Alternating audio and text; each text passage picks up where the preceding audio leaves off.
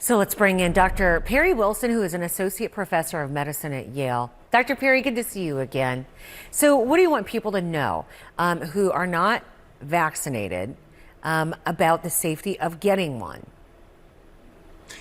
You've got to know that it is incredibly safe. In fact, we've got so much information now, not only because of the vaccine trials, but we've also got, 100 million, 150 million doses given here in the United States with a really impeccable safety record. Now, we can't ever say that everything is perfectly safe, but you know what is way less safe than getting vaccinated is getting infected with the coronavirus. And with the way that Delta is spreading, it is a good bet that if you're not vaccinated, that is what is going to happen to you.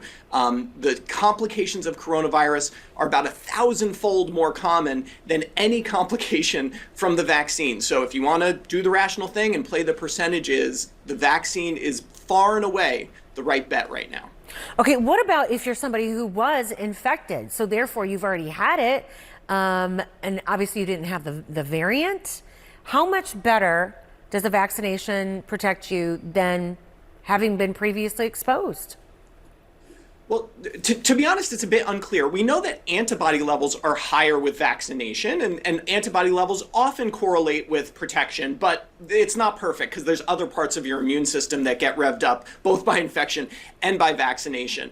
You probably do have some protection if you were previously infected. We don't know how long it lasts, and we don't know exactly what the breakthrough rate is. The vaccination is much more standardized. We know you're going to get very good protection from vaccination, and as a slight bonus, the data does show that if you've been previously infected and then you get vaccination, your antibody levels post-vaccination are even higher than the people who got 2 doses of vaccination without a prior infection. In other words, the vaccine really recharges your immune system to be protected against any future infection. So it's a good idea. I've heard some people say, oh my gosh, I don't want to get the shot right now because it's under emergency use authorization. It's not fully okayed by the FDA. Dr. Fauci says he expects full FDA approval for one of the vaccines by August.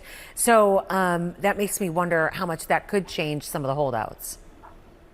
Yeah, I've heard that argument too, and you always sort of wonder, will there always just be kind of one other argument? But, I'll tell you what, I will eat my hat if these vaccines do not get full approval because the data is simply so strong. So that is going to happen. The question people, if that's really what you're holding out for, you've got to estimate what is your risk of getting coronavirus between now and then. And if you're very careful and you stay away from crowds and you stay away from other people and you wear your mask, you might get there. But in the end, it's the same vaccine. I'd really encourage people, go ahead and get it now. The data is really, really strong.